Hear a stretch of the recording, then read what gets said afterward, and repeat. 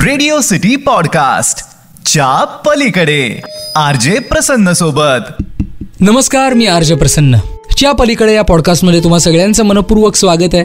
आणि आज आपल्यासोबत गप्पा मारण्यासाठी आहे ॲक्ट्रेस शिवानी सोनार, जिला अनेक सिरियल्समधनं आपण बघितलंय. हाय शिवानी, सगळ्यात सुरुवातीला तुझं खूप खूप स्वागत आहे पॉडकास्टमध्ये. हॅलो, हाय प्रसन्न. येस शिवानी, आम्हाला सगळ्यांना माहितीये की एक ऍक्ट्रेस म्हणून सगळ्यांनाच आवडते, पण या अभिनेत्रीच्या पलीकडची जर शिवानी सांगायची असेल तर तू कशी सांगशील? काय आहे शिवानी? कशी आहे शिवानी? ओके, शिवानी थोडीशी सार्कॅस्टिक आहे. बर.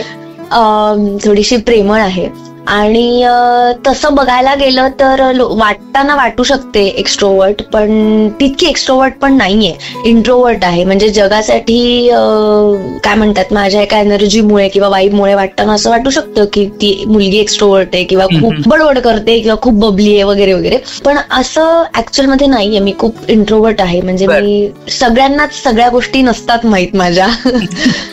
काही मोजकी माणसं आहेत माझ्या आयुष्यात, त्यांनाच खरं सांगायचं तर सगळ्या गोष्टी ज्या आपण म्हणतो ना, सगळ्या A to Z गोष्टी या हार्डली 4-5 माणसांनाच माहिती असतात.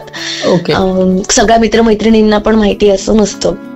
त्याच्या पलीकडे जाऊन खूप जास्त उत्साही कार्यकर्ता आहे. उत्साही कार्यकर्ता 100% आहे की एखादी गोष्ट करायला घेतली तर खूप उत्साहाने सुरुवात करते. वाईब मला खूप मॅटर करते, एनर्जी समोरच्या माणसाची खूप मॅटर करते. मला गप्पा मारायला खूप आवडतात, पण जेव्हा समोरचा माणूस जास्त बोलत असतो ना, तर ती फेज मला जास्त आवडते. म्हणजे मी बोलण्यापेक्षा समोरच्या माणसाकडनं ऐकून घ्यायला मला खूप आवडतं. आणि मी अशी पूर्वी नव्हते, मी गेल्या काही वर्षांमध्ये अशी झाली खरं सांगायचं तर. बर, ओके.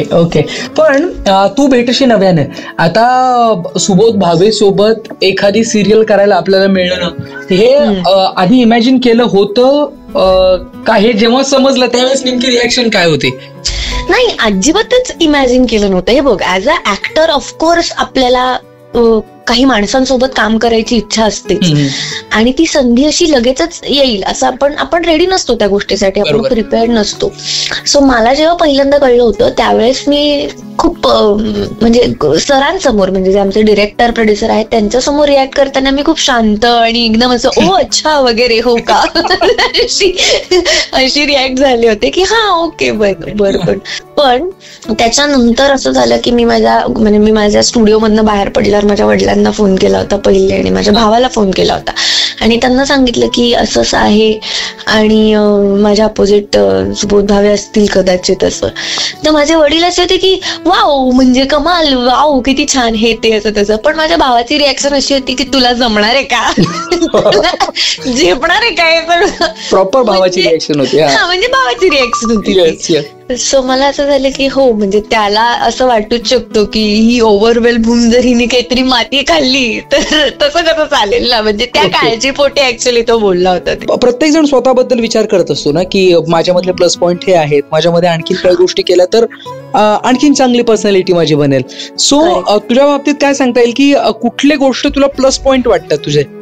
मला माझा प्लस पॉईंट वाटतो फर्स्ट म्हणजे माझी एनर्जी. मला असं वाटतं की माझी एनर्जी माझ्यातला खूप मोठा प्लस पॉईंट आहे की जे खूप गोष्टी त्याच्यावर डिपेंड असतात. म्हणजे आपण म्हणतो ना, समोरच्या माणसाचे व्हायब्रेशन्स किंवा जी एनर्जी आपण समोरच्या माणसाला पास ऑन करत असतो ते खूप इम्पॉर्टंट असतं. त्याच्यावर बाकीच्या सगळ्या गोष्टी, तुमची कामं किंवा तुमचं पर्सनल लाईफ पण खूप मॅटर करतं. सो तो एक फन एलिमेंट आहे माझ्यातला की माझी एनर्जी खूप सतत छान असते आणि पॉझिटिव्ह असते. आणि काम करताना पण मला खूप जणांनी ही कॉम्प्लिमेंट दिली आहे की म्हणजे जर आपण जेव्हा टेलिव्हिजन करतो तेव्हा 12 ते 14 तास काम करत असताना पहिल्या सीनला जी एनर्जी असते तीच एनर्जी शेवटच्या सीन पर्यंत असते. मग कुठेही ढेपाळलीये किंवा दमलीये वगैरे असं कधी होत नाही. सो आय थिंक तो माझा एक खूप चांगला प्लस पॉइंट आहे. आणि मी खूप इझिली समोरच्या माणसाला कम्फर्टेबल पण करू शकते. ऍक्च्युली हा प्लस पॉईंट आणि मायनस पॉईंट असं दोन्ही म्हणून तू कन्सिडर करू शकतो की मी खूप इझिली समोरच्या माणसाला कम्फर्टेबल पण करू शकते आणि तेवढ्याच इझिली मी समोरच्याला ऑकवर्ड पण करू शकते. ओके, स्किल म्हणायला काही हरकत नाही तुझ्याकडे. ओके, बर. पण आणखीन एखादी गोष्ट बदलली आपल्यामध्ये, आणखीन बेटर पर्सनॅलिटी बनू शकते, अशा याच्यासाठी काय सांगते? माझी खूप तंद्री लागते. आय एम अ तंद्री मास्टर. बर. म्हणजे मी तंद्रीतच असते.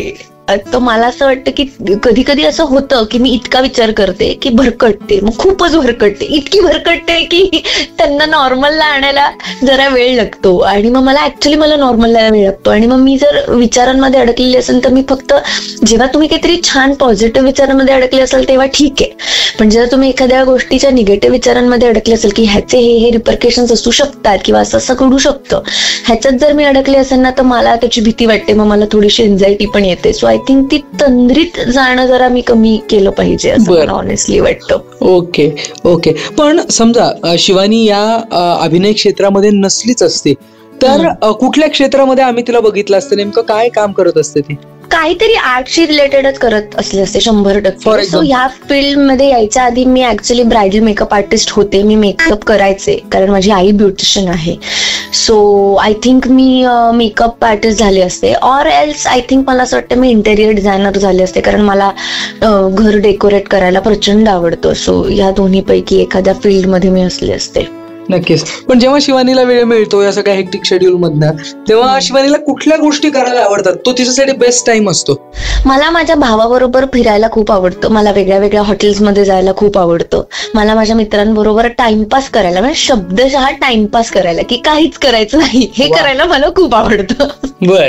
सिरियल सुद्धा एकदम चांगल्या पद्धतीने चालू आहे. सुबोध भावे आणि खूप चांगले ऍक्टर सिरियल मधनं काम करायला मिळतात त्यांच्यासोबत.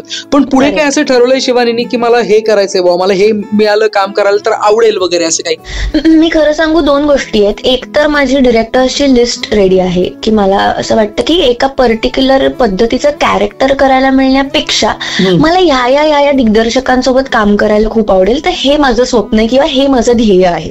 बरं. की ह्या दिग्दर्शकां, फॉर एक्झाम्पल मी श्रीराम राघवनची खूप मोठी फॅन आहे, सुजित सरकारांची खूप मोठी फॅन आहे. सो मला त्यांच्यासोबत काम करायला प्रचंड आवडेल. मराठीमध्ये तू म्हणशील तर मला परेश मोकाशींसोबत काम करायला आवडेल, रवी जाधवांसोबत काम, अशी खूप मोठी लिस्ट आहे ऍक्च्युली. ते मी आता जी पटपट नावं सुचतायत ती तुला सांगते. पण ही लिस्ट सुद्धा मोठी असते आणि तुझ्या फिल्मची पुढची लिस्ट जी आहे तिची सुद्धा आम्ही वाट पाहतोय, कारण फॅन्सना अपेक्षा आहे तुझ्याकडनं वेगवेगळ्या कॅरेक्टर्सच्या आणि तुझ्या फिल्म बघण्यासाठीच्या.